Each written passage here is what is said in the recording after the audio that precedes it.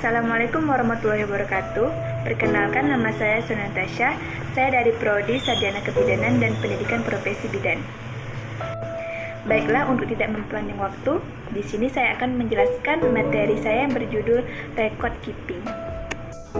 Seperti yang kita ketahui, record keeping atau dokumentasi dalam kebidanan adalah suatu bukti pencatatan dan pelaporan yang dimiliki oleh seorang bidan dalam melakukan catatan perawatan yang berguna untuk kepentingan klien, bidan maupun tim kesehatan dalam memberikan pelayanan. Dengan dasar komunikasi yang akurat, lengkap, secara tertulis dengan tanggung jawab seorang bidan. Penyampaian atau pelaporan perkembangan pasien dilakukan dengan dua cara, yaitu yang pertama ada pencatatan atau rekod. Pencatatan. Pencatatan ini adalah data tertulis yang merupakan data resmi tentang kondisi pasien dan kondisi perkembangannya. Yang kedua ada pelaporan atau report.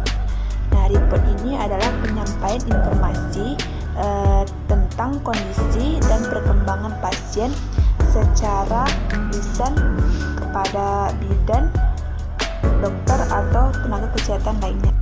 Adapun prinsip-prinsip pendokumentasian. Yang pertama ada simplicity atau kesederhanaan, yang kedua ada conservatism atau akurat, ada kesabaran, precision atau ketepatan, irrefutability jelas, dan objektif, ada confidently atau rahasia. Selanjutnya manfaat dokumentasi. Di sini ada 6 manfaat dokumentasi. Yang pertama itu aspek administrasi, yang kedua ada aspek hukum, yang ketiga ada aspek pendidikan, yang keempat ada aspek penelitian, yang kelima ada aspek ekonomi, dan yang keenam ada aspek manajemen. Selanjutnya ada teknik pendokumentasian. Teknik pendokumentasian ini adalah cara menggunakan dokumentasi dalam menerapkan proses asuhan. Di sini ada dua teknik pendokumentasian. Yang pertama yaitu naratif dan yang kedua ada flowchart. Teknik naratif. Jadi teknik naratif itu merupakan teknik yang dipakai untuk mencatat perkembangan pasien dari hari ke hari dengan bentuk narasi yang mempunyai beberapa keuntungan dan kekurangan juga. Sedangkan teknik flowchart ini memungkinkan petugas untuk mencatat hasil observasi atau pengukuran yang dilakukan secara berulang. Teknik flowchart ini juga cara paling tercepat dan paling efisien untuk mencatat informasi. Selanjutnya kita beralih ke model dokumentasi. Problem Oriented Record atau disingkat dengan POR, yang merupakan suatu model pendokumentasian sistem pelayanan kesehatan yang berorientasi pada masalah klien. Dapat menggunakan multidisiplin dengan mengaplikasikan pendekatan pemecahan masalah maupun mengarahkan ide-ide dan pikiran anggota tim. Yang kedua ada Source Oriented Record atau disingkat dengan SOR. Sistem ini merupakan model pendokumentasian pelayanan kesehatan yang berorientasi pada sumber informasi. Model ini menempatkan atas dasar disiplinnya seseorang atau dari sumber yang mengelola pencatatan. Dokumentasi ini dibuat dengan cara setiap anggota tim kesehatan itu membuat catatan sendiri dari hasil observasinya masing-masing.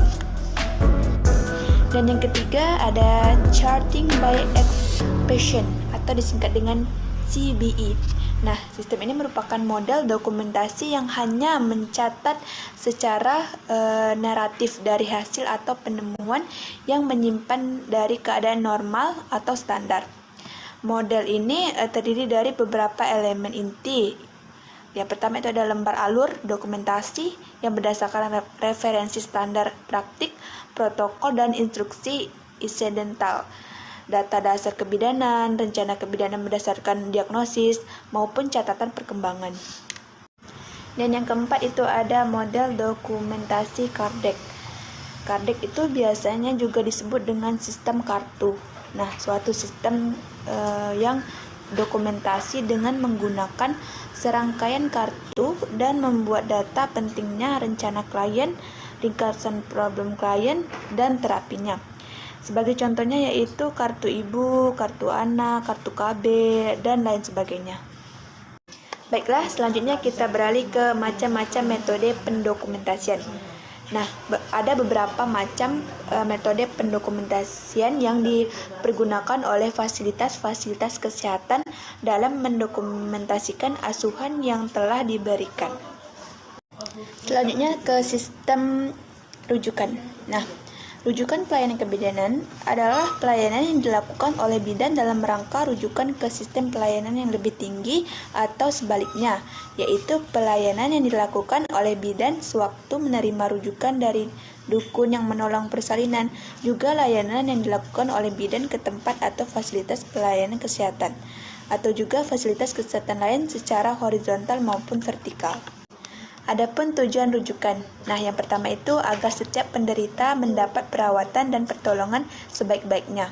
Yang kedua, menjalin kerjasama dengan cara pengiriman penderita atau bahan laboratorium dari unit yang kurang lengkap ke unit yang lebih lengkap fasilitasnya.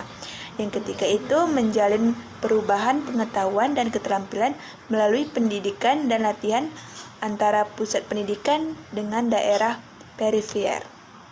Baiklah, yang terakhir yaitu jenis rujukan.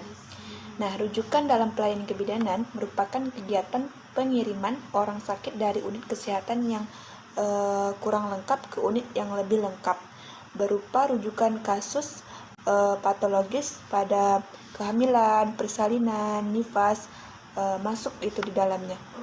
Pengiriman kasus masalah reproduksi lainnya seperti kasus ginekologi atau kontrasepsi yang memerlukan penanganan spesialis atau khusus, termasuk juga di dalamnya pengiriman bahan laboratorium.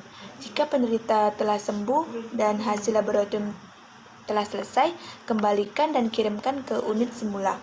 Jika perlu disertai dengan keterangan yang lengkap atau surat balasan. Baiklah, itu tadi penjelasan dari saya. Terlebih dan kurang saya mohon maaf. Wabillahi taufiq wal hidayah. Wassalamualaikum warahmatullahi wabarakatuh.